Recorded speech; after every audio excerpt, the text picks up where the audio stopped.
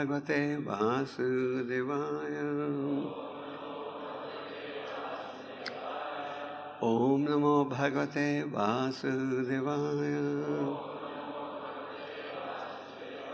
Om Namo Bhagavate Vasudevaya.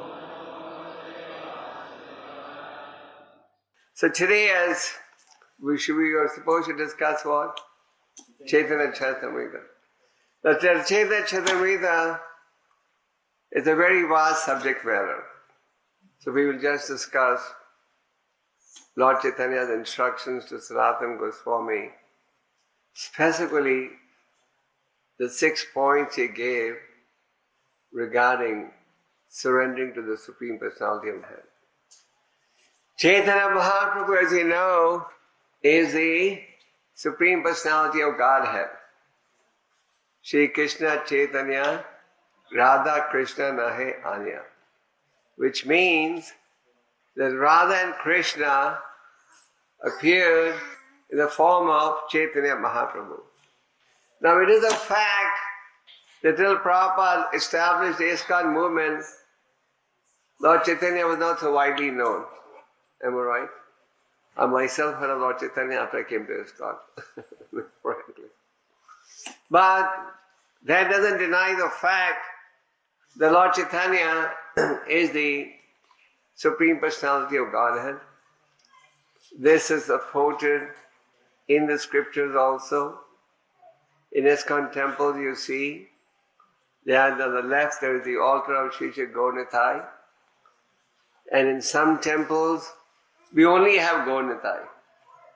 In some temples we have 3 altars. The Lord appears in different forms. And the Gaurnitai altar represents Lord Chaitanya and Lord Nityananda. Lord Nityananda is the incarnation of Lord Balaram. And Nitya means eternal. And Ananda means pleasure.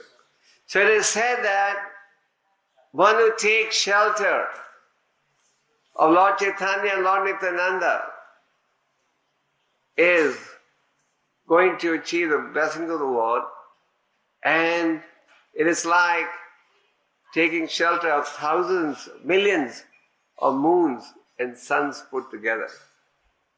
You can imagine the effulgence if millions of suns and moons are put together. There's a very nice prayer by Narottam Das Thakur.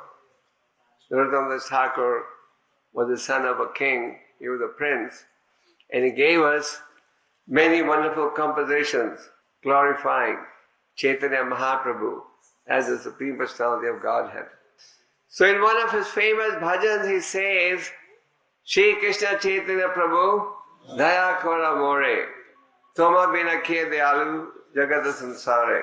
He says, Chaitanya Mahaprabhu, please be merciful unto me because you are the most merciful of all incarnations. As Krishna says in the Bhagavad Gita, Yada yada hi dharma sakanari bhavati bharata. He appears from time to time. Why? To establish dharma. So, Narottam Das Thakur is praying that you have appeared specifically to save the fallen people of Kali Yuga. And there is nobody more fallen than me. In the Chaitanya Charitamrita by Krishna's Kaviraj, you read that the nature of a devotee is he doesn't think he has even a drop of love of God. That's the symptom of an advanced devotee. He doesn't think he has even a drop of love of God. Whereas we see the neophytes, they act in such a way as if they have gallons of love of God, isn't it? And they will boast and be presented as big paramahansas and this and that. But the devotee thinks that he's the most fallen. And Narottam Das Thakur says, I am the most fallen. So you might claim, for your mercy is first. Just like in a family, the parents give the maximum attention to the youngest child. because the youngest child is most dependable on the parents. So Narottam Das Thakur says, I am the most fallen, therefore my claim to your mercy is first. And then he goes on to say, he prays to Lord Nityananda, Mahaprabhu Nityananda, Premananda Sukhi. He says, my dear Lord Nityananda, you are in full bliss because you are fully engaged in service for the Lord. And I am unhappy. So please be merciful unto me so that I can also become blissful.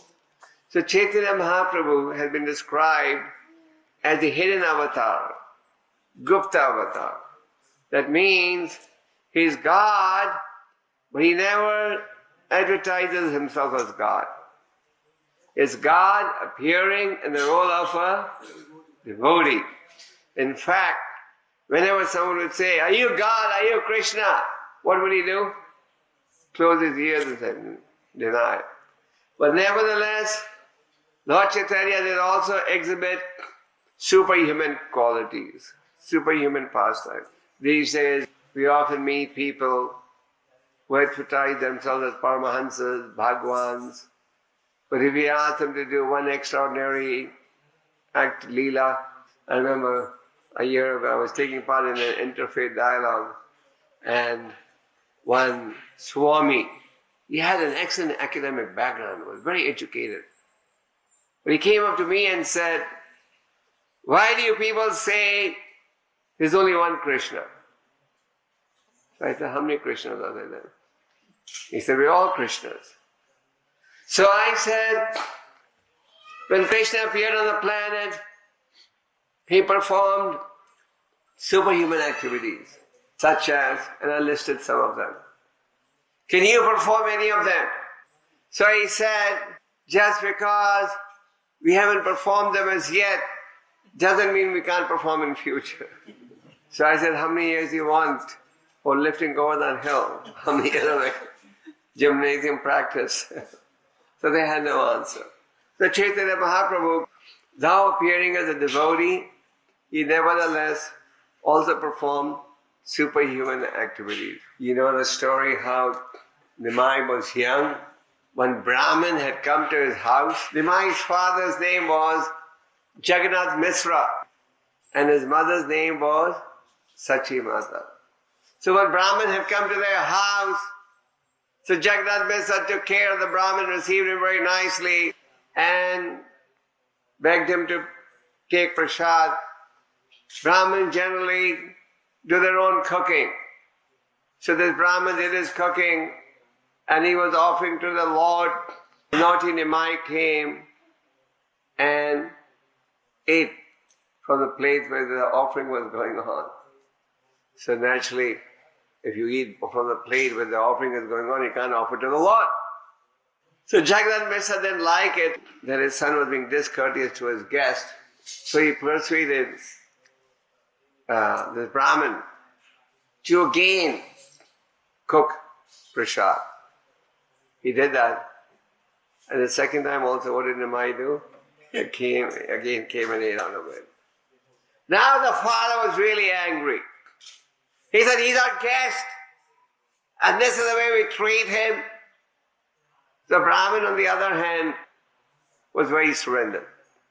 One of the qualities of a Brahmana is, he never complains. In mature life, we're always complaining, isn't it? We're always saying, this guy did this to me, this guy did this to me, I'm in trouble because of this guy's politics.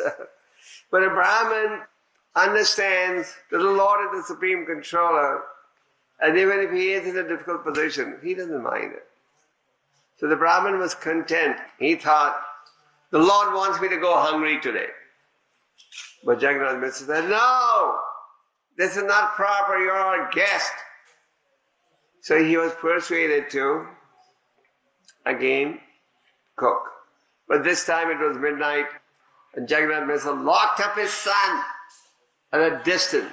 So the Brahmin was again doing the offering. Again, Chaitanya Mahaprabhu showed up, Nimai showed up. And he showed up again, and again, when he showed up, the Brahmin was shocked. he said, how did he show up again? Your father said that he locked you up in a room. So then Nimai said, Nimai was the Lord's childhood name. So Nimai said, why are you upset? You're offering this to me after all, isn't it? So when he heard that, the Brahmin said, Vishnu, Vishnu, Vishnu. Look at this offensive child. He claims that he is the incarnation of God. And then, what did Nimai do? He revealed his form of Shyam Sundar. And he told the Brahmin, now you've seen this form, please don't tell anyone. So the Brahmin was in a real dilemma. On the one hand, he knew that Nimai is God.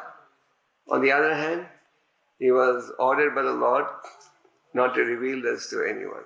So the very wonderful child had passed on from Nimai, and you know the puppy story.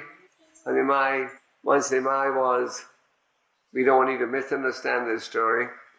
Nimai was young, and he had a puppy. There were many puppies. So Nimai took the most beautiful puppy and brought it home.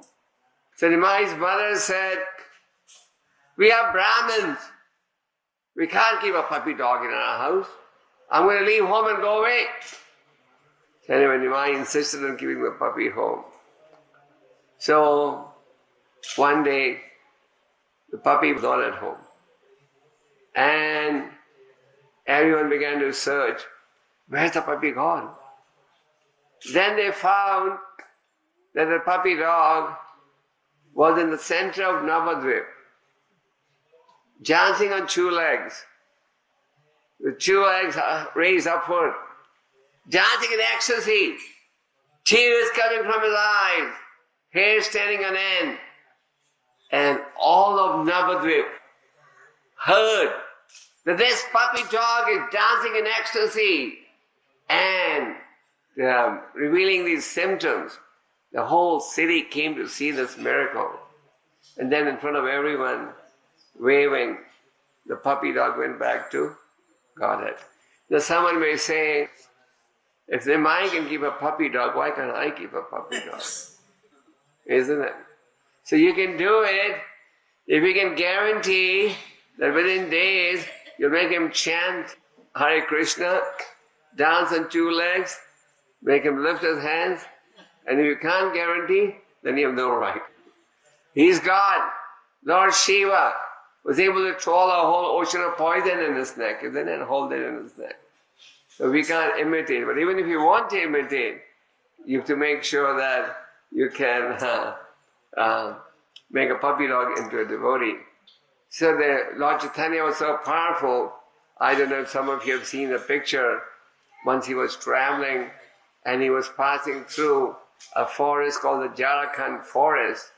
And in the Jharkhand forest, there were animals, tigers, lions, elephants, deer. And what did Lord Chaitanya do? He made them chant and dance. So he's God.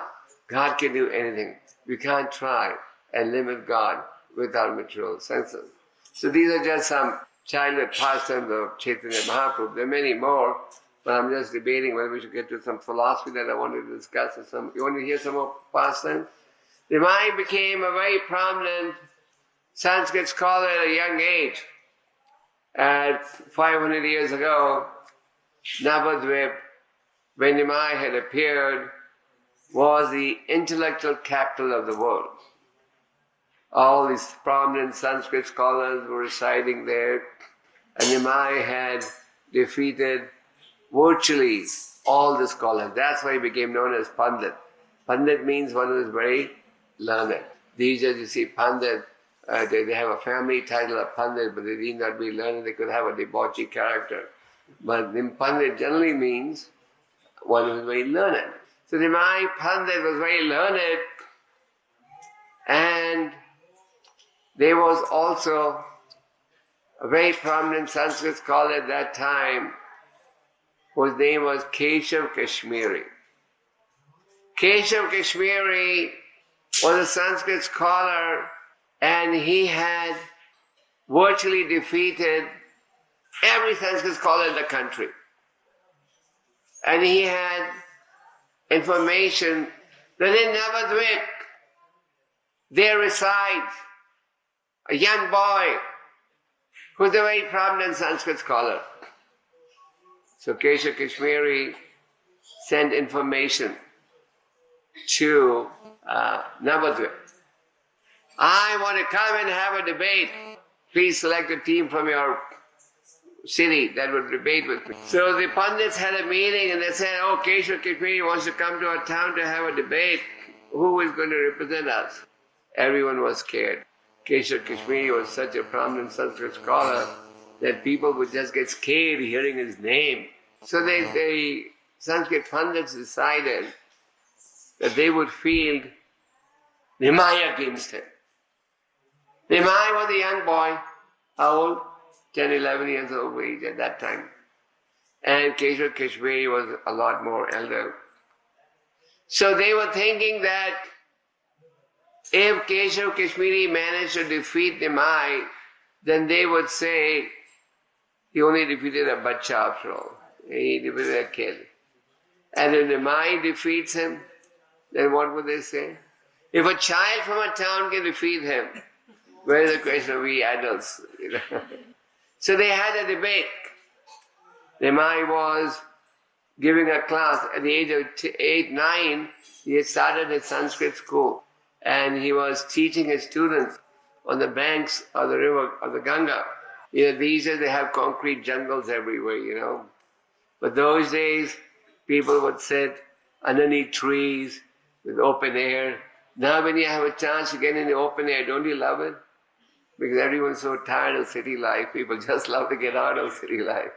So, Nimai was over there teaching his students. When Keshav Kashmiri came there with his followers and a whole band, Keshav Kashmiri said, are you Nimai, the prominent Sanskrit scholar? Nimai treated him very respectfully. Keshav Kashmiri said, I heard a lot about you. I'd like to hear some of your compositions in Sanskrit. Nimai said, I'm a child compared to you. You please first compose something. So Keshav Kashmiri composed 100 verses glorifying Mother Ganges in 1 hour. And after composing them, he asked Nimai, so, what do you think about these compositions? Nimai said, they're very good, but these are the defects. And Nimai was able to repeat all the 100 shlokas and point out the mistakes. So when Keshav Kashmiri heard Nimai repeating all the 100 verses, he was shocked. He said, I spoke at the speed of the wind. How are you able to memorize them by hearing once? In Sanskrit, there's a word called Shruti Dhara, which means that somebody can memorize something just by hearing once. Just like when the Srimad Bhagavatam was being spoken by GKG Goswami, there were thousands of sages present there. And one of the sages present was a sage called Suta Goswami. So Suta Goswami was able to memorize the Bhagavatam, 18,000 slokas, just by hearing once. And a little later, in Naimisharanya, when the sages were having a discussion and they requested Suta Goswami to guide them, Suta Goswami was able to repeat all the 18,000 verses that he heard from GKG Goswami. He repeated the entire Bhagavatam again. So one who can memorize and repeat something just by hearing once is called the Shruti Dhara. So Nimai, when he pointed out the faults in Keshav Kashmiri's composition, Keshav Kashmiri could not answer. So Nimai's students began to make fun of Keshav Kashmiri. When Keshav Kashmiri could not defend himself against Nimai's points. So Nimai's students began to make fun. But Nimai stopped his students from making fun. He said, no, today Keshav Kashmiri is tired. He'll reply tomorrow. So Nimai showed us how we should receive our guests. His followers were going to embarrass him, but he stopped them. And Keshav Kashmiri, that night, he was a devotee of goddess Saraswati, the goddess of learning. So Keshav Kashmiri fell at the feet of goddess Saraswati and pleaded, please help me. You've always spoken through me, but today you didn't speak through me. Goddess Saraswati said, this Nimai is not an ordinary child. He is what is he? Supreme Personality of Godhead. So the next day, he came and surrendered to Nimai. So the many wonderful pastimes. I was thinking today of reading from Chaitanya Charitamrita Madhya Leela chapter 22, where Lord Chaitanya is instructing Sanatana Goswami. Goswami means one who can control the mind and senses. And as you know, there are 6 Goswamis of Vrindavan. Who are they? Who knows their names? Rupa Goswami? Jiva Goswami, Gopal Bhatta Goswami and Raghunath Bhatt Goswami. So the 6 Goswamis, and actually they all came from very elevated backgrounds. Like Rupa and Sanatana, from childhood they were scholars. They could speak various languages. And they were very popular with the people. And they were forced by the Mohammedan king to run his kingdom because they were extremely popular with the people. At that time, the population of Bengal was almost all Hindus. And it was a Mohammedan king. So he was looking for somebody who was very popular with the people to run his kingdom.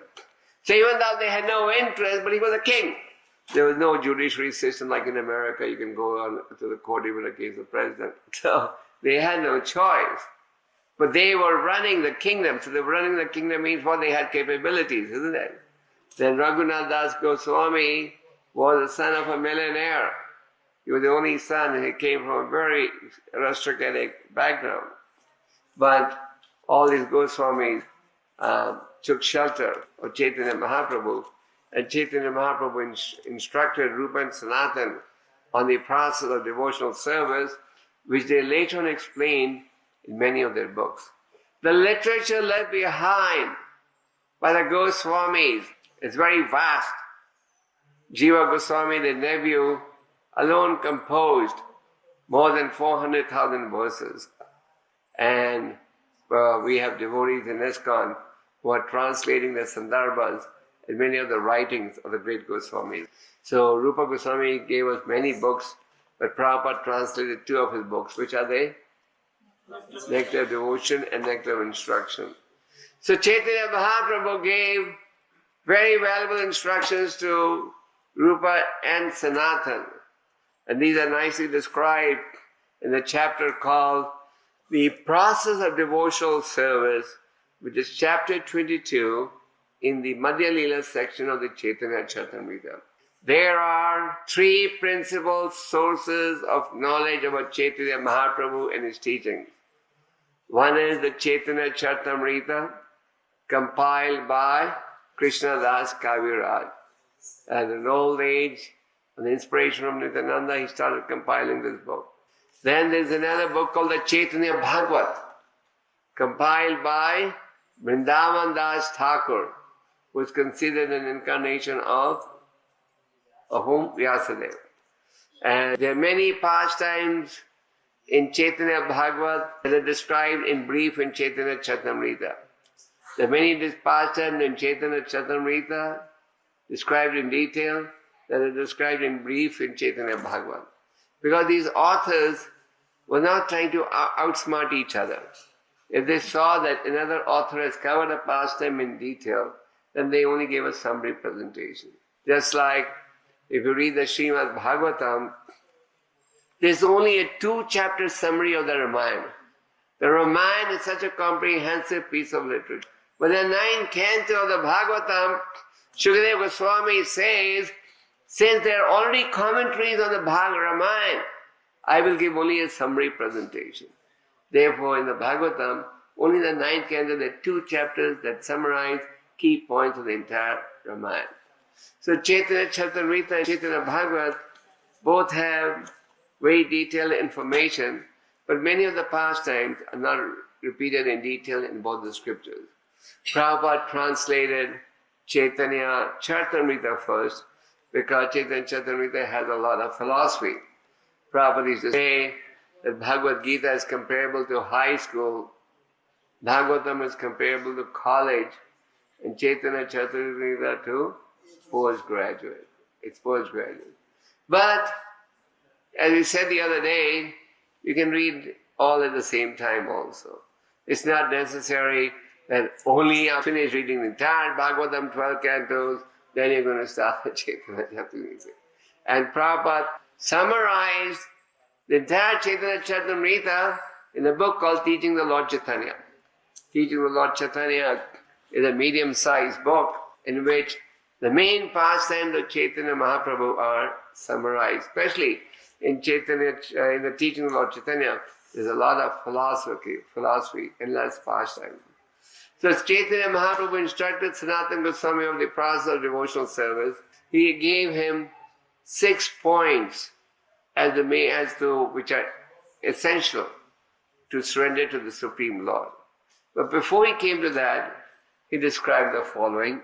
He explains how the living entity is transmigrating from one body to another, and how Brahmanda Brahmite Kono Bhagavado Ji Guru Krishna Kripa Pai Bhakti Lata Bij. Bij means seed of devotional service.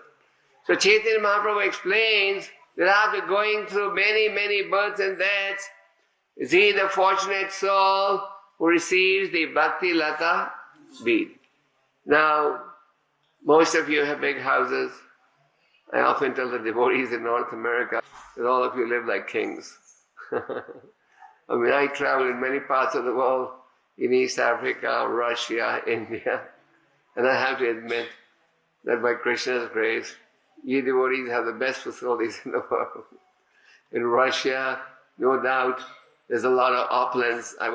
Somebody told me Russia, Moscow is the most opulent city in the world. It may be, but our devotees are unfortunately not in the oligarch family. Oligarchs are the billionaires. Our devotees are all in the middle class families. So, all of you have nice houses and you have gardens in the back and in the front. So, anyone knows, you may have the best of seed, but the seed will only fructify if you do what? If you water the seed. If you don't water the seed, then the seed is not going to grow. So Chaitanya Mahaprabhu explained that one receives the seed of devotional service after going through many births and deaths. And now having received that seed, that knowledge about devotional service, we have to water the seed so that the seed may grow. And that watering process is compared to, what is it compared to? The process of hearing and chanting. Hearing and chanting form the basis of our spiritual life. Hearing and chanting is the power through which we can attack the anarthas. The anarthas are very strong. The anarthas bewilder us, but the anarthas can be corrected only on the strength of devotional service. So Chaitanya Mahaprabhu explains that if we want the devotional creeper to grow, then what should we do? We should regularly water this seed through the process of hearing and chanting. Then Chaitanya Mahaprabhu advises us that we should have regular spiritual association. This is known as sadhu sangha. Because if we don't have spiritual association, then it's hard for the devotional people to grow. Yeah, we all have experience. Sometimes you may go on business, traveling away from devotee association. You feel bad. When you have devotee association, you feel a lot better. Of course, the Prabhupada's mercy, we virtually have ISKCON temples in every corner of the globe. Whether you go to the west coast of America, or South America, or East Africa, or West Africa, or any part, I think almost in every corner of the globe there is some ISKCON temple or the other. But spiritual association is very necessary. That's why when Prabhupada established ISKCON, he established a Sunday program. The Sunday program was a program that Prabhupada devised of so that people who do jobs, businesses, can come once a week, have spiritual association, and be reminded about the importance of spiritual life.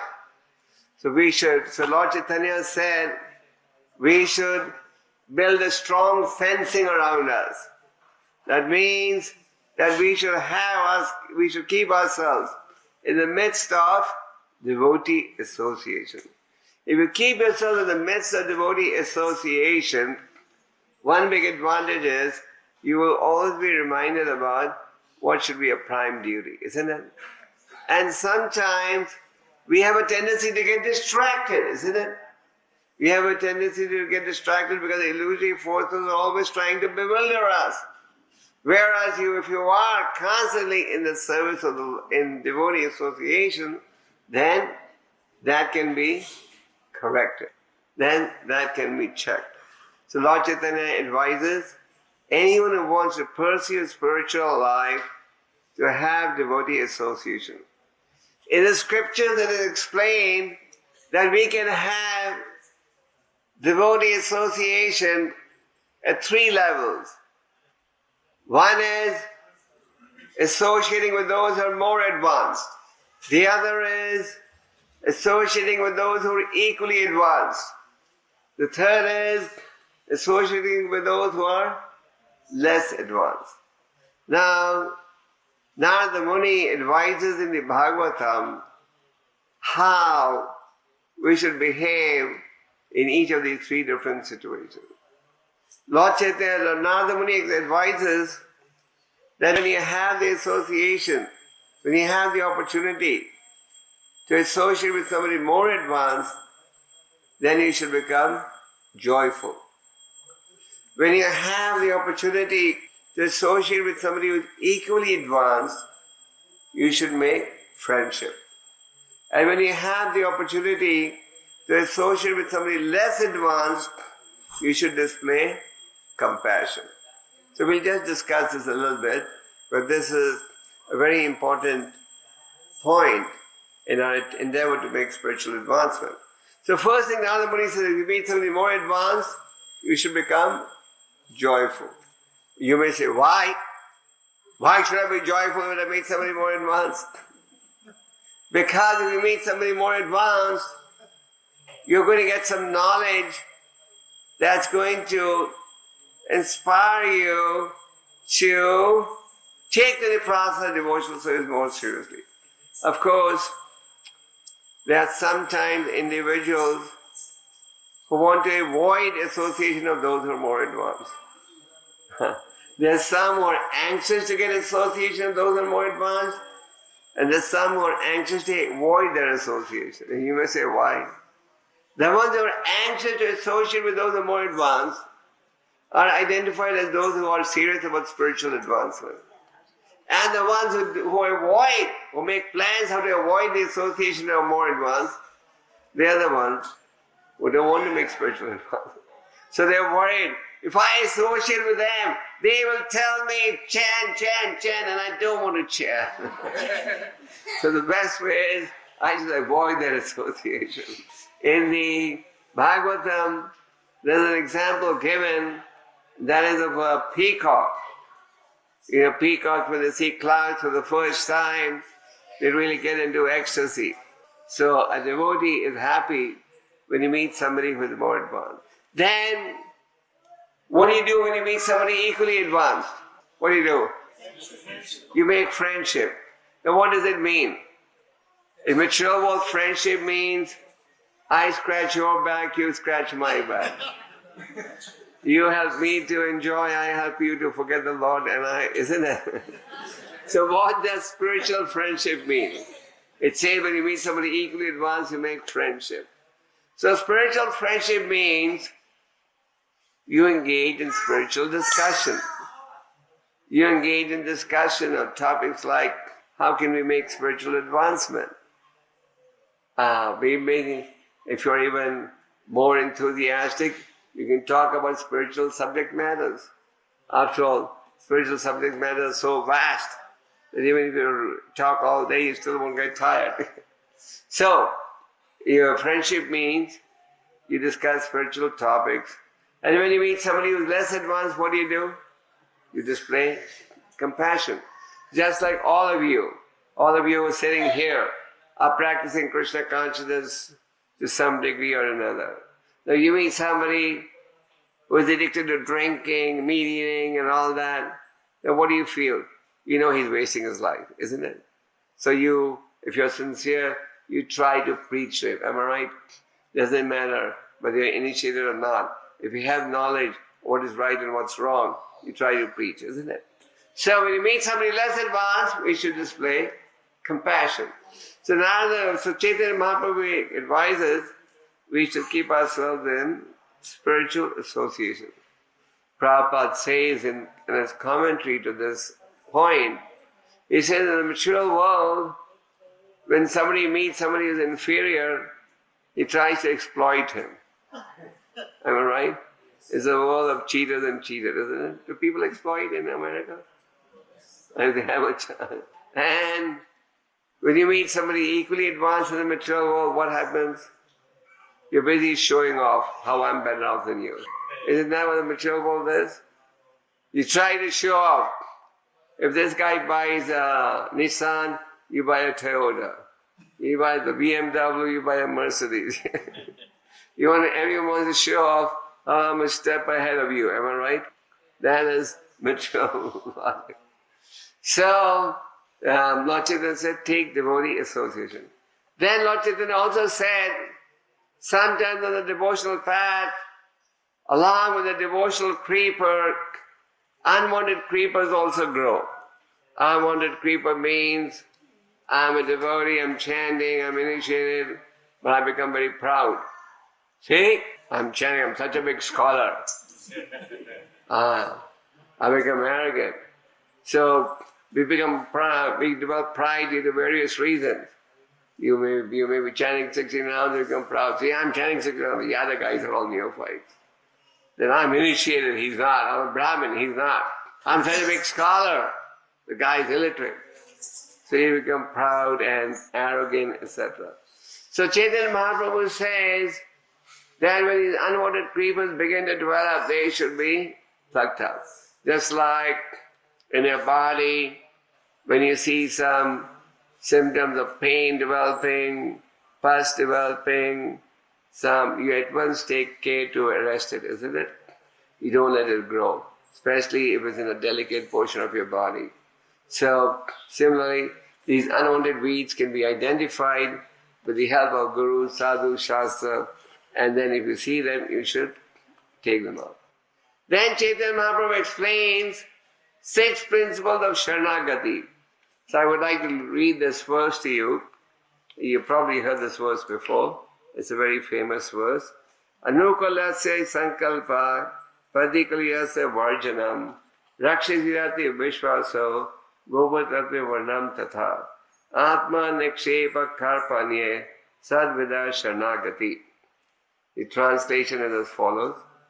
The 6 divisions of surrender are the acceptance of those things favorable to devotional service, the rejection of unfavorable things, the conviction that Krishna will give protection, the acceptance of the Lord as one's guardian or master, full self-surrender, and humility. So there are 6 factors or 6 essential divisions of surrender that Lord Chaitanya has pointed out. Sharanagati means to take shelter. So, whether you're brahmachari or grihastha, doesn't matter. A real goal is what? To take shelter of the Lord, isn't it? It's not, sometimes people think, oh, I'm in the house of the ashram, so I have full liberty. This taking shelter is only for the sannyasis or brahmacharis. No. Anybody who wants to advance spiritually has to take shelter. Just like Krishna also says, Sarva dharmam parityajya mamekam shrina ham tvam sarva papabhyo mokshami vasutaha. Krishna says, give up all right to the religious and just surrender to me and I'll protect you. So sometimes devotees want to know, how can I surrender to Krishna? What does Krishna really mean when he says, give up everything and surrender to me? Do I have to become a brahmachari in the temple? No, you don't. You can stay where you are. You can stay family situation. You can stay doing a job, business, and still surrender. Here, Krishna gives us, Lord Chaitanya is giving us further understanding of what it means to surrender to the Lord. So if you want to surrender to the Lord, Chaitanya Mahaprabhu has listed 6 factors. The first is Anukul Yasya. Now, Anukul Yasya means things which are favorable for spiritual advancement. And the next word used is Pratikul Yasya. And Pratikul Yasya means the opposite. Unfavorable. So, Chaitanya Mahaprabhu said, you accept what is favorable for spiritual advancement and you reject what is unfavorable for spiritual advancement. Is that hard to understand? No. Isn't that normal that we do in our day-to-day life? Let's say you're a businessman and somebody comes to you with a transaction. So what are you going to do? You're going to calculate and see, am I going to make a profit in this or a loss? Am I right? And if there's a profit, you'll accept it. And if there's a loss, you won't accept it, isn't it?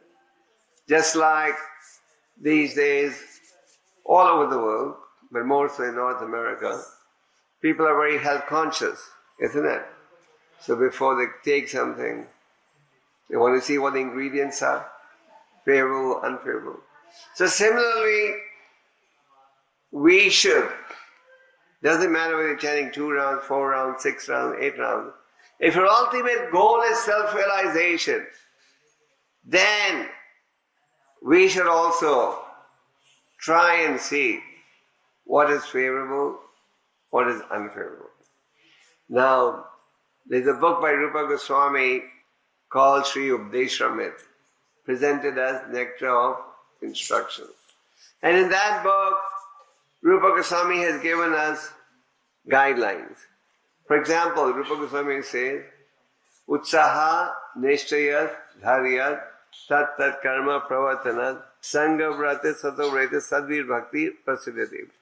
He says, he gives various guidelines how we can advance on the devotional path. Chanting Hare Krishna, studying the books, regularly associating with devotees, offering what you eat to the Lord. In the Bhagavad Gita, Krishna says that if we eat foodstuff without offering to the Lord, what are you eating? How many of you eat only prasad? Okay. So Krishna says, if you eat without offering to me, what are you eating? Only sin. So our standard should be, you have to eat. So you should eat Krishna prasad. So eating Krishna prasad, associating with devotees, chanting, having the mood of service, these are all considered to be favorable factors. Then he says, what is unfavorable may be rejected. So what are some of the factors unfavorable for spiritual advancement? Maybe we'll make our class a little interactive now. What are some of the unfavorable factors? Now you have to associate with worldly minded people in any case, isn't it?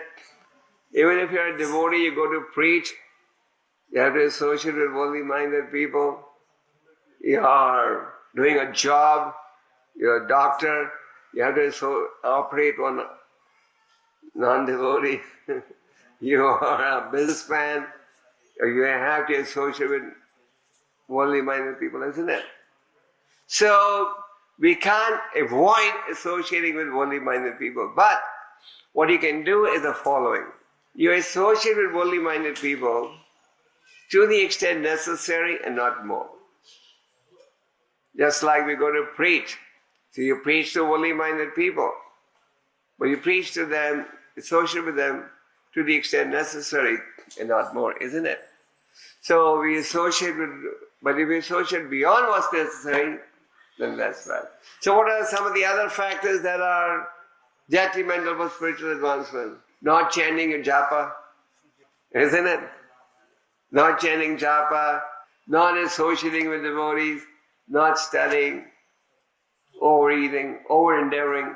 Sometimes we endeavor so hard, we endeavor for material life.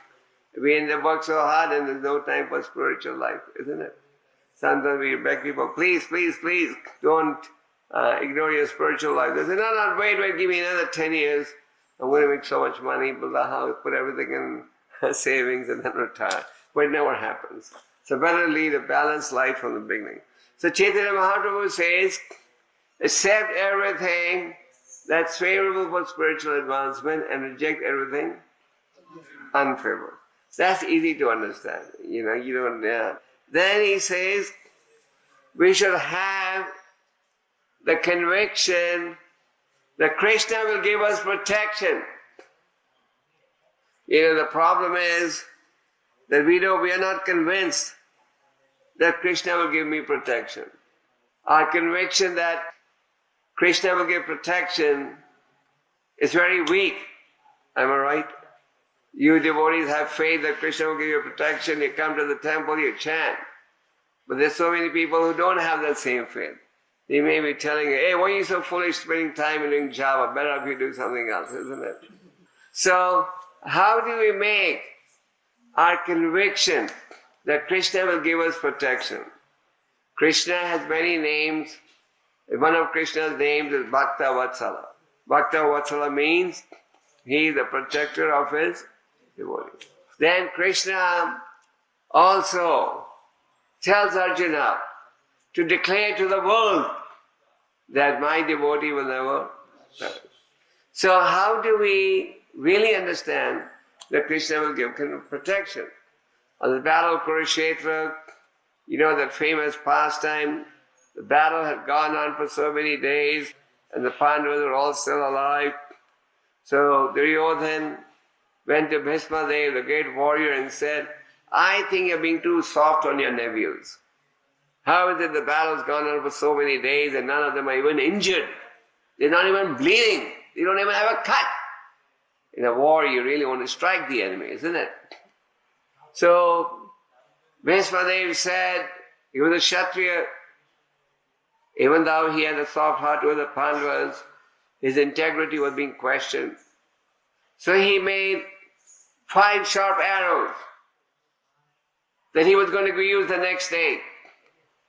The battle of Kurukshetra was not like the present-day wars.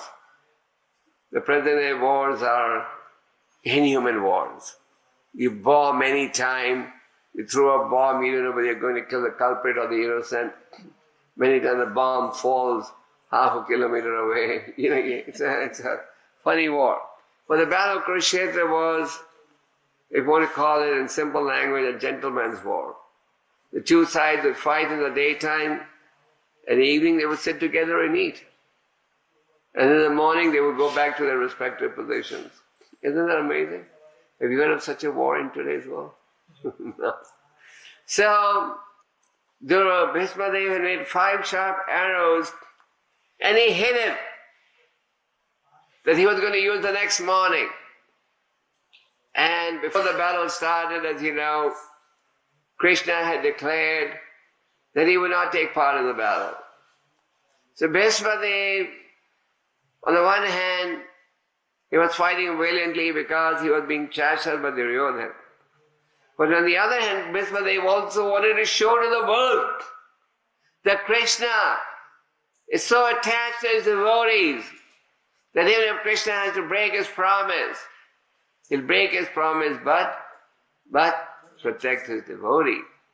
So Bhismadev had prepared these 5 sharp arrows, and these arrows were very powerful.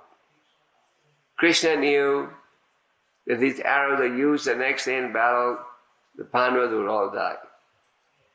So Krishna told Arjuna, these 5 arrows are located in this place. So Arjuna stole them in the night.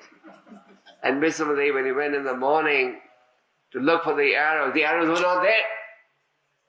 So Bhismadev knew that nobody could have done this. Nobody knew where he had hidden except Krishna. So he decided to fight in anger. But then Krishna broke his promise and rescued the Pandavas and Arjuna. So Krishna is the protector of his devotees. This doesn't mean that the devotee doesn't make an effort to protect himself. But the point is that Krishna protects his devotees, and there's so many examples on this point. So one of the third point in surrendering, or the principle of surrender, is to accept the principle of that Krishna will give me protection. If I give my time to chant Hare Krishna, if I give my life to read the books and serve the Lord in addition to doing my professional duties, this will not go in vain. And our faith that Krishna will give me protection will become stronger as you practice. Just like they say, practice makes a man perfect, isn't it? The more you practice an instrument, the better you can play. The more you practice your profession, the more expert you become, isn't it? So similarly, practice makes a man perfect. And the more you practice devotional service, the more you practice the art of chanting, reading, etc., the greater will be your realization that Krishna will give me protection. So the third principle of surrender to the Lord is what? That Krishna will give me protection. Then what is the fourth? The fourth principle is to understand that Krishna is the supreme maintainer and master. Krishna is the supreme maintainer. Krishna is above even the demigods. The demigods are subordinate to the Supreme Lord. Krishna is the supreme maintainer and supplier. Therefore, we focus on Krishna, just like it is said, Ekala Ishwar Krishna Arsa Bhritaya. The scriptures maintain that Krishna is the ultimate maintainer and provider. So the fourth principle of surrender is to understand that Krishna is the one's guardian or master. We recognize Krishna as the supreme, just like it is said, pour water on the root, different branches all get nourished. When you put food in the stomach, the entire body feels strengthened, isn't it? So by serving Krishna, we're also discharging all our obligations towards the demigods, etc. Now, what is the fifth principle of surrender? Fifth principle of surrender, Sharanagati, is to make our desires consistent with the desires of the Lord. Normally we think that my desire should be God's desire. Am I right? Isn't that what we would all love? Let's be honest. Whatever is my desire, God should fulfill that. We all want God to be our order supplier. Am I right? We make a wish list and we want the Lord to fulfill our wish list. We forget that we have a history of karma. We forget that we have debits and credits. And we forget that we also have to experience the reaction of our past. We forget all that. So a person in a neophyte condition thinks that My desire should be God's desire. And whatever I desire should be fulfilled by the Lord. But here Lord Chaitanya is giving us a different instruction. Here Lord Chaitanya is describing the fifth principle is self-surrender. Thank you. Keep in touch. Here's a bus to carry. The fifth principle is what? Self-surrender. That means remembering that our desires should be based on the desires of the Lord. And if you're in doubt whether you're on the right track or not, how can you correct yourself? By taking help of Guru, Sadhu and Shastra. The three parallel tracks on which the devotional endeavor proceeds. We have the Shastras, the words of God, there in the revealed scriptures, and we are so fortunate that we have Srila Prabhupada's translation of these books in English and virtually every major language of the world. So you can study what the scriptures have to say, even in today's environment. Then you have a sadhus, the spiritual masters who have been descending in the disciplic succession, who are also explaining what the scriptures are saying. Just like if you read Prabhupada's books, you will see in the most shlokas there's a purport. Now what is in those purports? Prabhupada has taken the summary of the purports written by the previous acharyas, added on what was necessary, and presented it in the form of purport. So when you read the purports, you are getting the explanation of Prabhupada and the previous acharya. And then, of course, the spiritual master or the guru. So if you want to know whether your desires are consistent with the teachings of the Lord, then take the help. Don't hesitate. Rupa Goswami says, Dadati pratigranati guhyam prakti archati bhunakte bhajate chaiva sadvidem priti lakshanam. Rupa Goswami says that there should be 6 types of rasas amongst devotees. Isn't it? Reveal your mind to those who are more advanced, take instructions, give charity, receive charity, offer prasad, in prasad. We do that. We offer prasad, we take prasad, we invite devotees for prasad and we eat in other people's homes. We give in charity knowledge, we receive and exchange some donations. We reveal our mind to those who are more advanced, take instructions from them. So by indulging in the 6 types of rasas, one can know what's right, what's wrong. And what's the 6th principle of surrender? Who knows? Humility. We covered 5, isn't it? What was the first? Accept everything favorable. 2nd, reject everything unfavorable. 3rd was what? Conviction that Kṛṣṇa will give me. And what is the 4th? Kṛṣṇa is my maintainer and master, nobody else. And what is the 5th? Self-surrender. Self-surrender means I make my desires consistent upon the desires of the Lord. And the 6th is humility. Humility means ready to be corrected, ready to take guidance, ready to offer all respects to others without expecting anything in exchange. And as Chaitanya Mahaprabhu said, more tolerant than a tree and more humble than a blade of grass. Everyone sitting here has an interest in spiritual life.